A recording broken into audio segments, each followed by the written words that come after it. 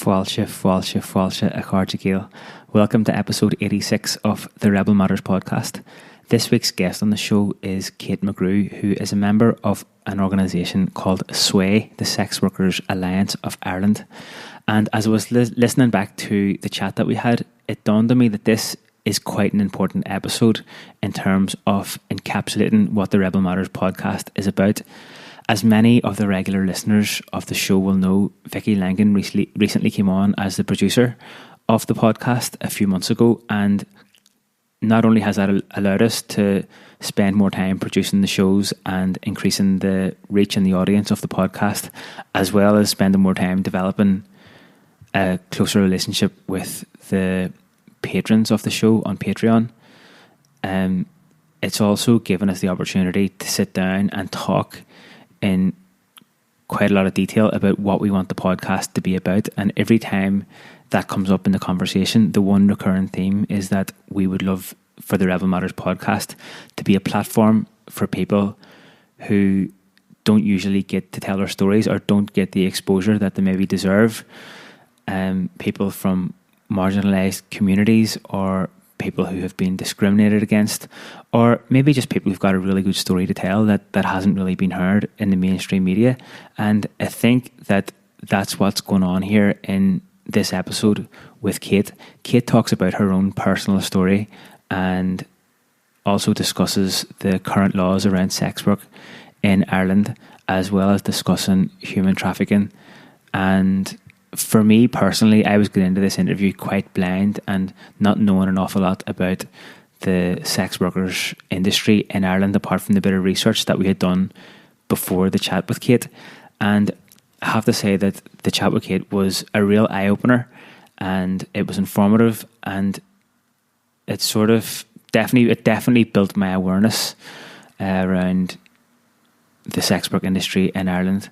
If there was one main take-home point from the chat with Kate, for me it was that sex workers in Ireland should be afforded a fair level of protection, and at the minute the law doesn't really afford that protection to them.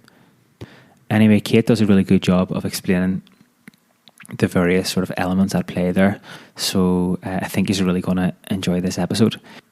It has been a pretty busy week down here in Cork between working on getting Ackley off the ground again after the second lockdown, and I was also involved in a live stream from the Cork Opera House with Steve Cooney and Iarla O'Linard on the Sunday just gone past there. Marlene Enright and Muireann Ní and Eva Blake were also playing, and it was really nice to be a part of a live stream, and more importantly it was class to be a part of a sort of musical production like that was going out to people, because when I was sitting there watching the artists on stage in the Opera House from the side of the stage, in between getting my next wee bit of speaking ready to introduce the next act, I was just thinking how powerful music is. And in times like we find ourselves in at the minute, when connection with other people and connections with ourselves are so important, and I just think music has got such a wonderful power to kind of bring us closer together and to reconnect us with ourselves. And I'm sure a lot of you already know of Iarla O'Linard and Steve Cooney, but if you don't, then go and check them out. But if you do, then you'll know how beautiful their music is. So I was getting ready for that all weekend, and I think the link is still on YouTube somewhere. You might be able to find it on the Quiet Lights Music Instagram page. And I have to say, fair play to Quiet Lights for putting that gig on as well as the Opera House. The festival was supposed to be taking place with a full live programme for the third year running in Cork City. I actually did a live podcast as part of the festival last year. It's episode 65 if you want to check that out. It was on cultural and social entrepreneurship, and it was recorded in the lovely Plugged record shop.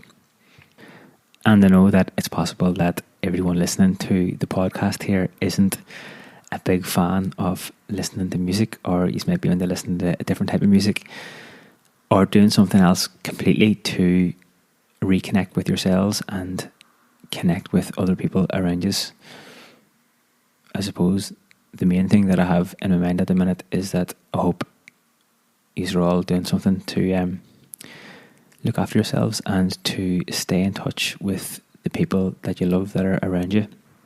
Anyway, what else was I going to say? Thanks a million to all the new patrons who have come on board through the Rebel Matters Patreon page, which is www.patreon.com/Rebel Matters.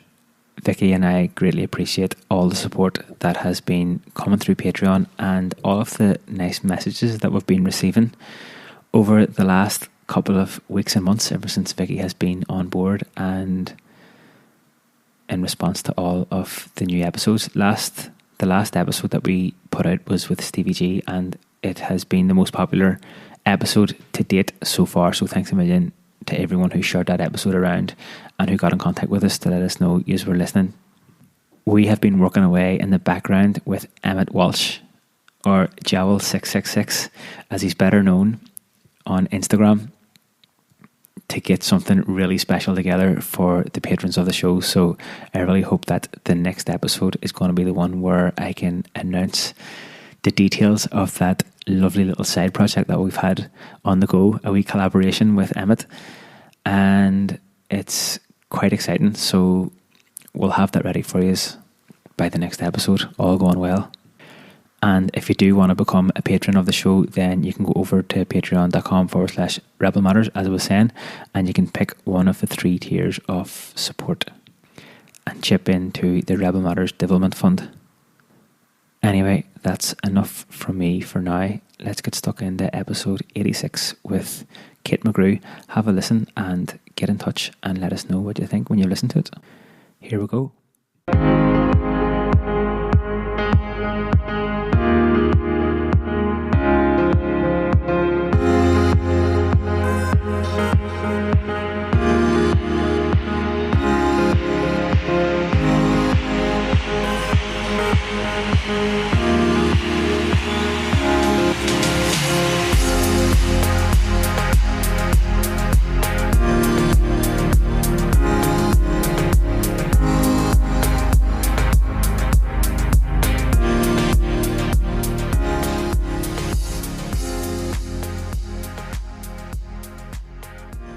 How did you end up getting into sex work in the first place?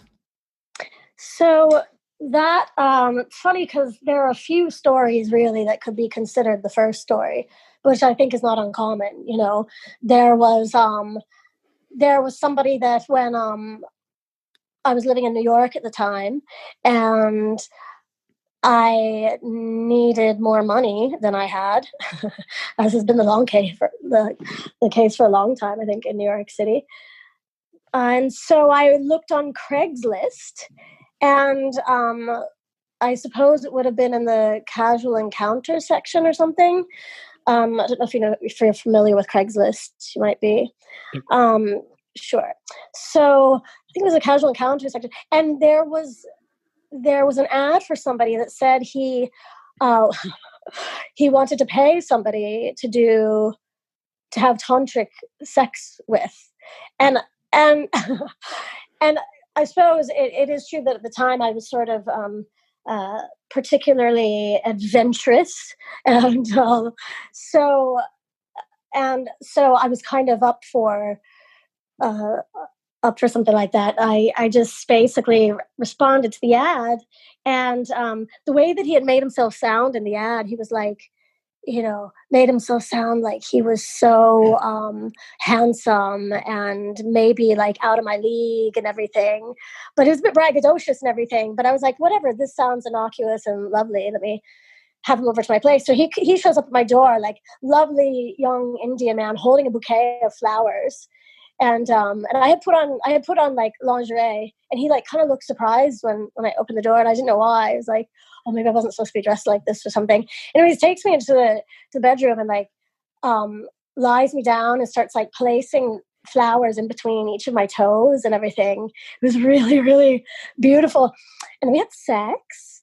And then I realized then that I hadn't done like the money part up front, like you're definitely supposed to. It's like the first rule. So I sort of extended my hand, and then so did he. And then I realized that he thought I was paying him. He thought I was paying him. And so I took him. He got kind of defensive and a little bit angry. And I said, no, you have to look at your ad. You have to look at your ad. I mean, this was so long. This was the year 2001. So at this time, you basically could fuck with somebody's ad. You could edit somebody's ad. So I said, look at your ad here. I said, it says that you were offering, and that you were looking for something. So he pointed at the title and he said, don't you know what this means?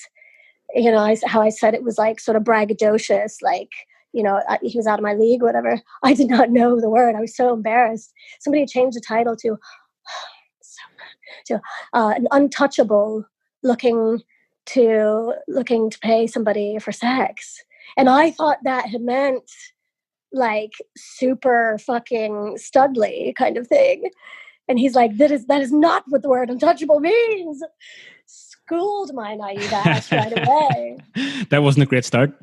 No! It's so funny though, because we just like shook hands and walked away. But I was like, oh my God, I should have given him money. That was like the wrong thing to do. Now I feel really bad. So there was that. And then there was also, I was working in Greenpeace, and I was chugging for Greenpeace, and it was extremely difficult. You had to sign up 3 people to give their credit card number to you a day. If you didn't do that for 3 days in a row, they'd sack you. So I met a girl there. She came walking in on dancer's legs, a wicked look in her eye. We just like walked straight to each other, just friends right away. And both of us worked that day, and it was just fucking such a shit job. And then on the train home, she was just like, yo, I've just started work at this dungeon. You should come and work with me. You wear sexy clothes, hang out with hot girls all day, and beat men up for money. You'd fucking love it. So never look back. And then how did you end up coming to Ireland after that? So I came to Ireland then. That was 2001. Came to Ireland in 2008 on holiday, and also never looked back. I suppose one of the questions that I wanted to ask you was that about the sex work scene in Ireland, and one thing in particular that I wanted to ask you about was, the term sex worker, does that encompass quite a wide range of like different things? Yeah, it certainly does. So sex worker can mean full service, in-person escorting. Sex work can mean on-street work. Sex work can mean stripping. Sex work can mean doming or subbing. Sex work can mean camming. Sex work can mean sugar babying, as they say. It can be all those things.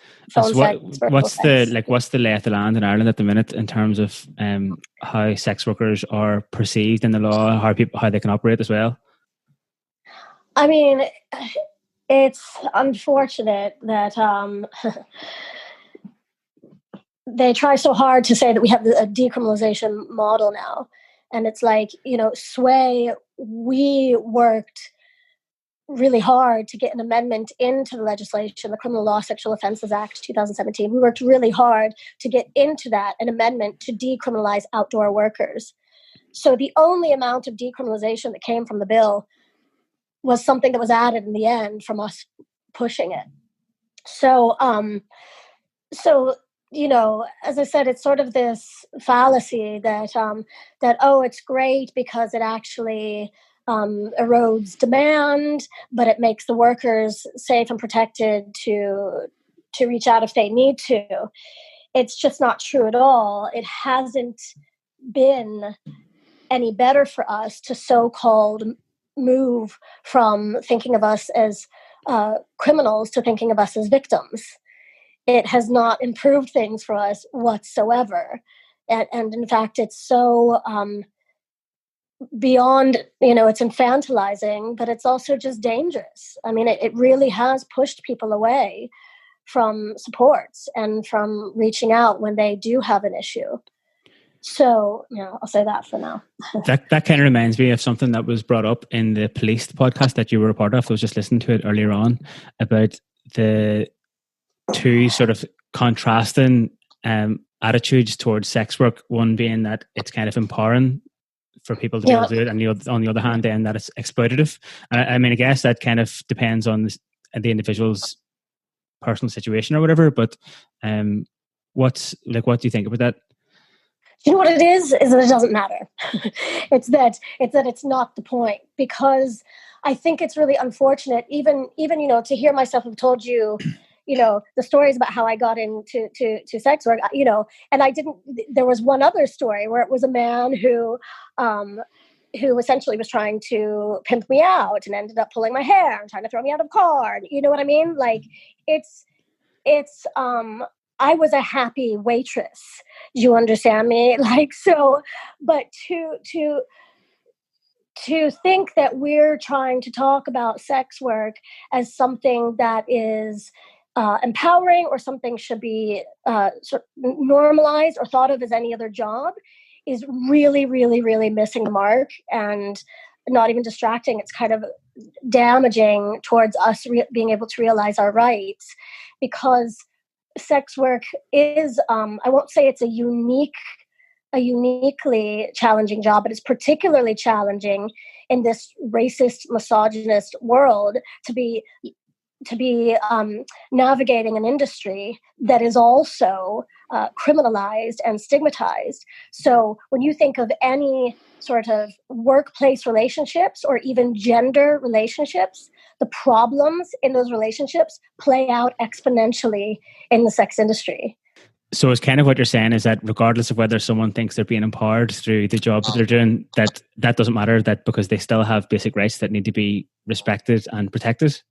Yeah, it's that particularly because the sex industry is, people can be vulnerable to exploitation because of those reasons I just described.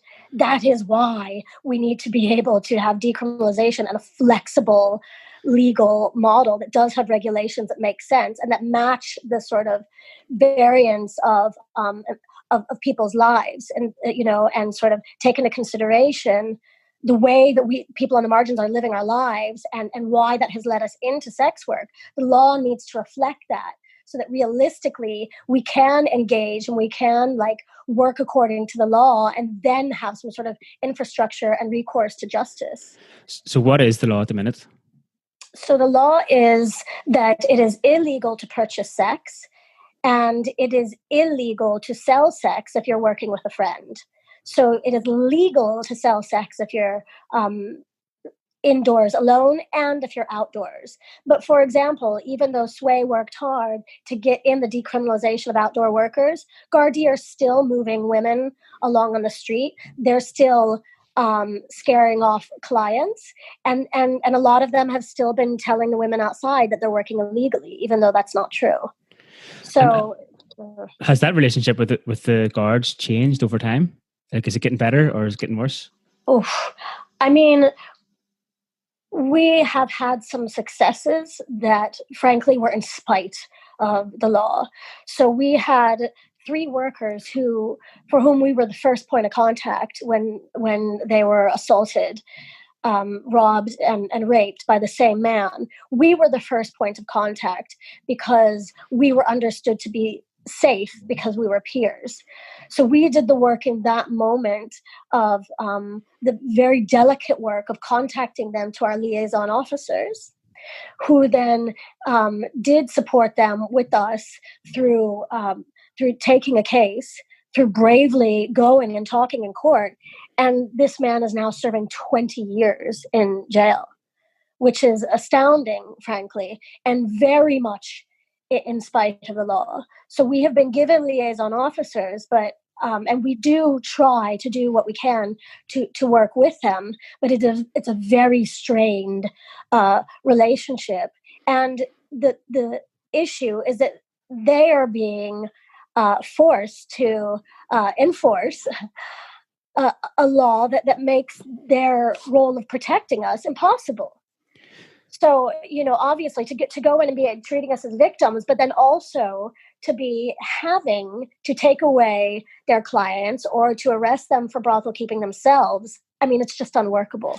And do you think that has part of that sort of the reason behind those relationships being strained is that partly down to the stigma that's involved with sex work and like maybe how it's perceived in like kind of mainstream society as well as the law? Yes, because again, it's interesting that PSNI in the North, the relationship between them and sex workers is far better. And we had one day of meetings with Garda Síochána and then PSNI later in the day, and it was like night and day. Really? I mean, the PSNI were telling us that they acknowledged that that people engage in sex work on a spectrum of circumstance, choice, or coercion. That these things and that they don't exist separately. That people move in and out of those three on the spectrum, anyways, and that they wanted to try hard while they were trying to root out and eradicate actual exploitators and violent people, that they did acknowledge that they wanted to do as little damage in terms of disrupting us or increasing our precarity as possible. Whereas in the South, they were kind of like, look, you guys are going to get swept up in this because the fact is the majority of people are absolutely in the sex industry by force. And so that's what we're addressing. And it's just a really naive way of looking at how and why people are engaged in sex work. The thing and also, let me just say one more thing that they said to us. Sorry, so in the North they had said we're gonna give you 3 more liaison officers. This was in one day. In the North, we're going to give you 3 more liaison officers. In the South, on the same day, they said, just so you know, Operation Quest, the sort of prostitution crackdown unit from which our liaison officers are, Operation Quest this year is going to gain 75 new members, and you need to expect a real ramping up of raids. Well, the reason that I asked that question, the thing that I had in mind was the role that the Catholic Church has played in this country, and to even talk about sex was so strongly stigmatized. Yes, in every community in Ireland. Never mind sex work. Yes. And I'm wondering, has that had an impact on how sex workers are perceived, how sex workers perceived, and how it's kind of like dealt with in Irish society? Absolutely, because again, it's not to say that sex work is just like any other job, but there also is an imbalance in the fact that when we suffer sort of harassment or abuse in the sex industry, compared to any other job, people assume it must be vastly more traumatizing and difficult to navigate than any other job because it's sexual. Sex is something that is so deeply personal to every person. They're perceiving anything regarding sex through their own filter of their own personal stories. And so it's really hard to put yourself in somebody else's shoes. It's really hard for people to understand when, like, we have workers coming to us saying, we started in sex work because we were working in a hotel and we received more sexual harassment there. We were worked for longer hours for less pay. What I deal with in the sex industry is not as bad as what I dealt with in hospitality. It's really hard for people to wrap their heads around that when you're talking about sex. But is being a sex worker inherently a dangerous kind of occupation? I mean, as I said, the worst aspects of relationships and of power dynamics can play out in the sex industry. So again, it's a little bit like I'm hesitant to go, oh, sure, but isn't coal mining dangerous? Sure, but isn't being a guard dangerous? Sure, but isn't a nurse being dangerous? Because those things are true, but it also makes people think that what we're saying is, sex work is a job like any other job, when we more so are just saying we're asking for harm reduction legislation. The fact is, people are doing this work, and until they have options that are either that are either better to them or just viable at all, people are going to be in this work. And so we just have to make laws that are marginally better at keeping us safe. When did you get involved with SWAI? This was 2000. Was it 2013? I was on Connected. It was a reality show on RTE2. And when they hired me for Connected, they hired me as a performer. They didn't know I had just started sex work again in Ireland. So I'm talking to the producer like 2 weeks in, and I'm like, oh, this week I talk about prostitution. So there was a big hullabaloo around the office trying to decide what to do, trying to tell me to quit my job, trying to tell me to not talk about it, etc. But I was like, I'm going to need some support around this. So somebody put me in touch with Wendy Lyon, a lawyer, solicitor, and she put me in touch with SWAI. And once it was, oh God, there's an organization agitating for our rights. Well, give me some of that. So because I was already on TV talking about it, it made sense for me to keep talking about it. Have you had varied reactions to like when you're talking about this stuff? Oh my gosh. I love Ireland. I think it's because people here, I mean, I don't know what they're saying behind my back, but overwhelmingly, I have had very few, face-to-face interactions of people being antagonistic towards me, But like one of them was a woman, very drunk, she's probably in her 60s, and a table of women clearly recognized me and were saying something, and she came up to me, actually, like she looked like she was going to punch me, and her friends like held her back.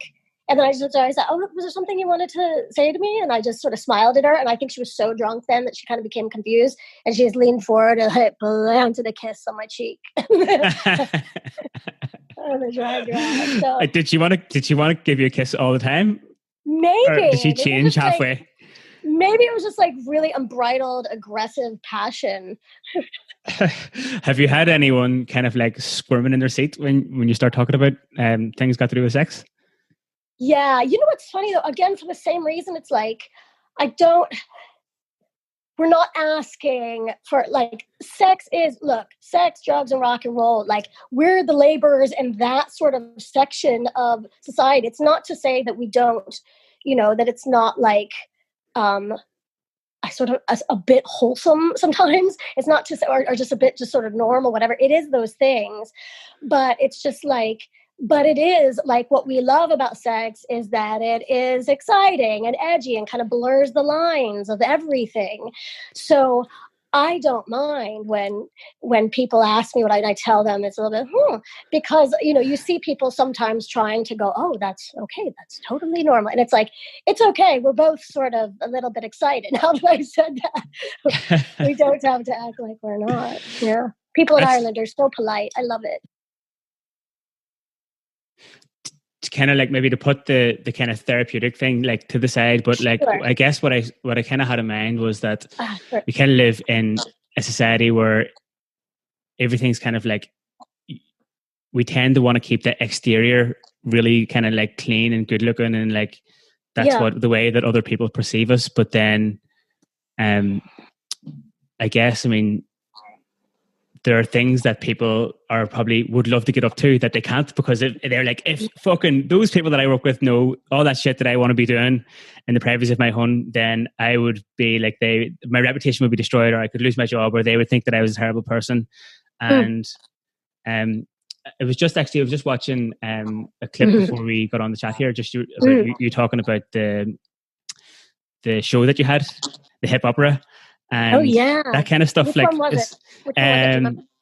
Which clip? It was. What show was it? Do you remember? Oh no, I can't remember. Actually, was it Hookers Do It Standing Up? You were dressed in like a kind of like it was like a metallic swimsuit or something like that with big boots. I think so, something awesome. Like that. I don't know. I can't even describe what it was. You're talking. What are you wearing? But you know the way like that's like dead sexy and stuff, and that's obviously made to connect people with their own sexiness or whatever. Or maybe that's not what the purpose is, but like yeah. I kind of thought that we could maybe talk about that a little bit and open up that kind of can of worms. Yeah, absolutely. Yeah, it's interesting because it's something that I'm grappling with all the time when I write and when I create songs or scenes that, like every artist, we'd be trying to figure stuff out as we write, and it helps us process and hone our thinking to write about it. So I suppose inevitably, I write about sex, and I think, and female sort of empowerment, and I think I always have. I mean, I've been a feminist my whole life. You know what I mean? So, and performing is all I'm trying to do is share what I know, share what I'm curious about, and see if other people can work with me in the curiosity to figure out something or move in our analysis. And also to just share with people what I'm feeling inside. I think for a lot of artists, they're feeling kind of giddy. They're feeling a sort of excitement a lot, and they just want to share it. They want others to feel that with them. And so that's a lot what I'm doing on stage. I mean, I love Ireland so much. How much I love it, because it is hard for me to live in this chilly climate. Like, I love being scantily clad. I feel good when I can just be in like a bathing suit, just moving around. It just makes me happy to have loose limbs. So yeah, I mean, it definitely has been a really delightful thing for me to have people come up to me after gigs and seem a bit opened up and buzzing. How has the COVID pandemic affected, like the different kind of shows that we're involved in, and also in general, like how has it affected the sex work industry? Right. So we were doing a series called Soundhouse Sundays, which was 7 gigs on Sundays in Soundhouse in Dublin. And they started with a panel discussion, moved on to a comedian, moved on to a musician, and then I would do a set as well. And every night had a different theme. One night was the law, one night was trans people, one night was migrants, one night was men's issues, one night was an art installation. And then there was a night of disability rights. The housing rights night was canceled due to COVID. So that was the first disappointment that we had there due to COVID. And then my show, Horrorcore, a musical comedy, the new show that I'm working on with my group Lady Grew and the New Crew, was to be in Dublin Fringe. And then they had to make Dublin Fringe, a quarter of the size that it was. So mine wasn't in the show, wasn't in Dublin Fringe this year, but it will basically be a bit more sort of like furthering under construction and hopefully up again next year. I mean, as soon as we can. I mean, it's daunting. The gigs thing is the hardest thing for me, for sure. It's the lack of dance floor. That's what is making my soul cry, for sure. So that's been really hard, but that is something that people can look forward to. Meanwhile, I'm dancing a lot on, on camera. So, so that's that for now. I'm just playing my keyboard and singing and keeping it moving along during COVID. It's been really hard for sex workers, because while the government was like, stay home, lockdown, you have to stay home, quarantine, you should stay home, here, we'll give you a little bit of money. Here, we'll give you a little bit of money. Oh no, sex workers, there's no realistic avenue for you to get this money. Not eligible for PUP. We crowdfunded a hardship fund. We're able to give 26,000 euros to sex workers in 2 little installments, but it's pretty much like a couple grocery trips. So we found out that the sort of leading, or we'll call the mainstream sort of prohibitionist organization that works with sex workers, they were given emergency funding from the Department of Justice. We got in touch with the Department of Justice and were told explicitly that for as long as we talk about sex work as work instead of as inherent exploitation of vulnerable people, that they were not going to be funding us, that they take their line from from the Turn Off the Red Light campaign. They take their line from Angada Síochána saying prostitution is inherently linked with trafficking. And until we refer to prostitution as inherent exploitation, no funding for us. And this is like, the Department of Justice should not making funding or policy decisions based on ideology. They should be making it based on outcomes. So really disastrous. Yes, work decreased. Of course it did. So for all of these proponents of the end demand model, well, we got a little dry run of it. And it was disastrous because there were no viable alternatives for people. And because then when clients were saying, if you don't see me now, because then clients, there were still a few clients, you don't see me now, I won't see you after the pandemic. Or clients offering twice the amount of rates to try and get people to come out. A lot of clients did disappear, not completely. Now the numbers are back up to basically the same. I mean, people have been forced to work in the middle of a plague. So that's obviously a part of what potentially would be kind of better legislation and better protection for sex workers would be like to kind of be able to somehow give more recognition to sex workers, so that if, like, say, they had more recognition, they might have been entitled to get more support, financial supports during the lockdown and all.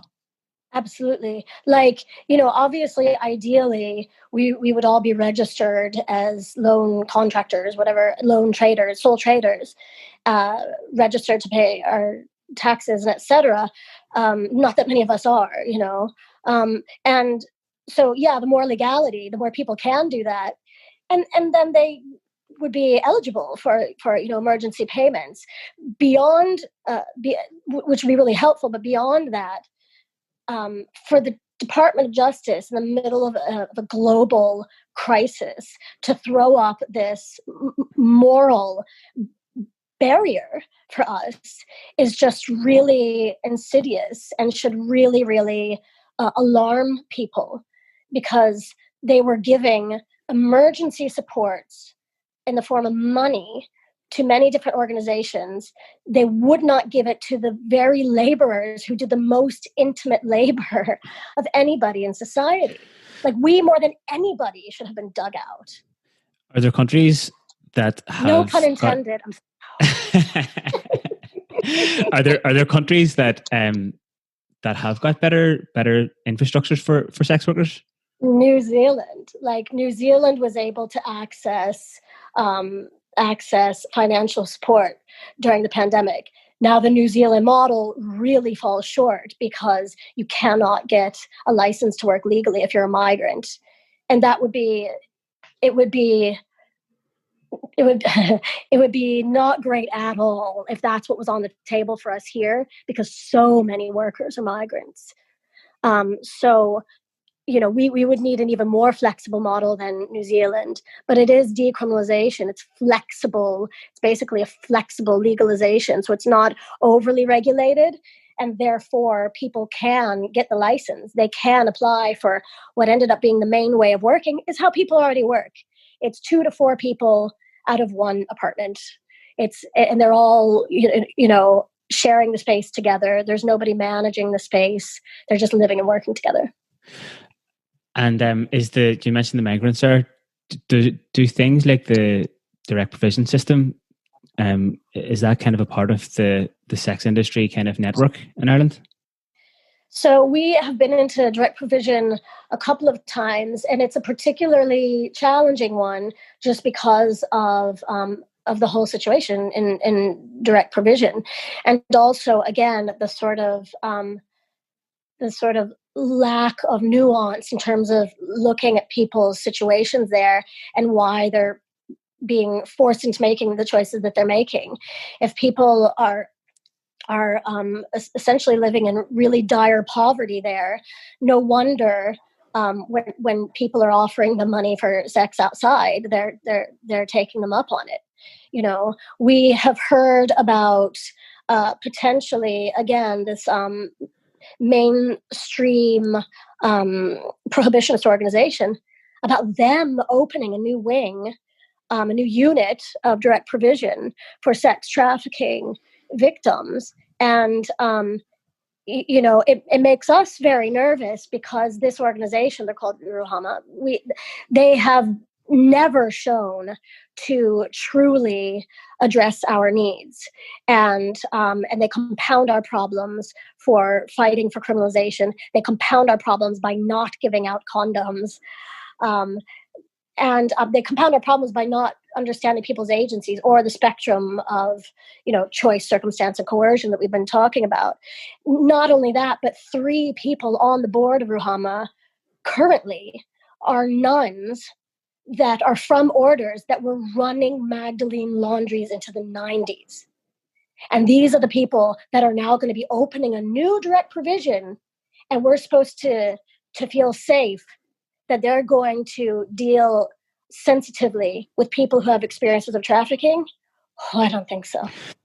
Is it right to say that, like, there's kind of like, I think that I'm picking up from the stuff that you're saying is that the sex trafficking and sex workers are kind of put into the same category, but could be drastically different in terms of how they ended up in sex work in the first place? And it's also kind of more to the meat of the matter to look at the fact that trafficking is linked to sex work the same way that trafficking is linked to farming, the same way that trafficking is linked to hospitality. There are, the fishing industry in Ireland is rife with trafficking victims, for sure. More so than in the sex industry. We work closely with Migrant Rights Centre Ireland, and so we've seen their work. And so it's more that to acknowledge that trafficking exists on the far end of the spectrum of exploitation that can and does occur in every industry. So when you're looking at an industry that is quasi-legal, then you're looking at a lot of people who do not have our best interest in mind, and in fact want to take advantage of the fact that we don't have legal avenues. So somebody says, "Oh, you're having trouble, getting over to Ireland. You're having trouble whilst in Ireland. I can help you with that." And because there are no legal or alternatives or sort of checked out alternatives, people are having to turn to engaging with criminals. And that kind of makes it much, much more likely for people to report attacks and stuff like that when they do happen, because they're kind of working off the radar as such. More unlikely. More unlikely. Yeah, sorry. Yes. Yeah. I mean, and that's the thing too. In other industries, it's the workers themselves who are able to see and report abuses, or who may even be able to unionize.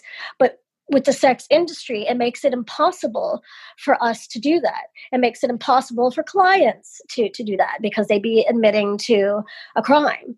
I mean, this law passed 3 years ago, and in that time, Ireland has fallen 2 tiers in a global assessment of trafficking. Like globally, Ireland has a very bad record for trafficking, and that has gotten worse. And we had Gardaí tell us in a meeting that it has dried up intel for them in the past 3 years, the distancing of us from them. And in the sex workers industry, is it more common for people to be working on their own, kind of independently, or is it more common for people to work, say, as part of a group? Yeah. So it's such a mixed bag. And part of what's frustrating is that it's hard to know exactly, because we're a really hard group to research, because we're having to hide, but also because, there isn't a lot of appetite in it. There's a real need for people who fruitlessly want to stamp out the sex industry to be able to talk about it the way they want to talk about it, which might not be connected to reality. So we know that people do work a lot by themselves, but people do share premises a lot as well. They certainly do, which is understandable. It's safer and it's cheaper. That does happen a lot. It would be understandable to expect that it would look a lot in terms of what workspaces look like it does in New Zealand, where it would be, up to 4 people working together in a space. How did you sort of come about in your thinking? Like, what was the trajectory for you in regards to thinking about sex work, and what moved you? I mean, I moved from a young woman in terms of how I thought about it as well. So was there a moment for you that you started to learn more? I think that the purpose of the podcast I started it in mid 2017, and then now there's two of us. There's myself and Vicky, who you were in contact with. But I guess the origins of the podcast was always to meet people who I was interested in talking to, and also giving a platform to people to tell their stories that might not necessarily be very fairly represented or widely represented in the kind of mainstream media. And I mean, I guess it is one of those industries that's underground. And I know, like, even looking back at the 80 or so episodes that we have done before this, there are a lot of people who are involved in projects or doing things that are, kind of like deserve to be spoken about and opened up, and that I think like more people need to know about. And I think that's kind of how I ended up kind of thinking about kind of us doing this episode together in the first place. Oh God, that's great. Because here's the thing, it's like, I think there's not, in general right now in the world, there is this really frightening sort of strengthening of an idea that like we should only talk to people who we agree with. And that anybody that disagrees with us or questions any part of it is surely, well, then they're my enemy and everything. And I think it's just like, I don't know what we're playing at with this kind of way of thinking, because it's surely the people we need to be talking to the most are the people that have questions in their mind. Surely.